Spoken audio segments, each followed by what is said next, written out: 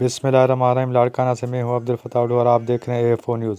Pakistan Peoples party کے chairman Bilawal Bhutto Zardari کے حلقہ انتخاب ٹاؤن رتودیرو میں پینے کے لیے صاف پانی فراہم کرنے کی اہلیت کے حامل ٹریٹمنٹ پلانٹ کا افتتاح ہو گیا۔ Public health engineering department Sindh کی جانب سے تعمیر کیے گئے water supply scheme Ratodero town treatment plant کا افتتاح پاکستان پیپلز پارٹی کے چیئرمین بلاول بھٹو زرداری پاکستان پیپلز پارٹی کی خواتین کی مرکزی صدر فراہم نے کیا۔ اس اسکیم کے بدولت 1.1 ملین گیلن یومیہ صاف پانی رتودیرو کے باسیوں کو میسر ہوگا، جس کی تعمیر پر 60 کروڑ روپے کی لاگت آئی ہے۔ رتودیرو شہر کا تقریباً 80% زیر زمین پانی کھارا ہو چکا ہے، جو اب پینے کے قابل نہیں رہا۔ صاف پانی کی فراہمی رتودیرو کے شہریوں کی دیرینہ خواب تھا، جو خواب اب سندھ حکومت کی جانب سے تعمیر کیے گئے واٹر سپلائی اسکیم کے افتتاح کے بعد شرمندہ تعبیر بن گیا ہے۔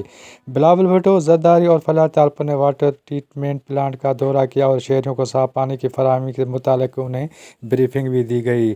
Abdel Fattah AF4 news Larkana.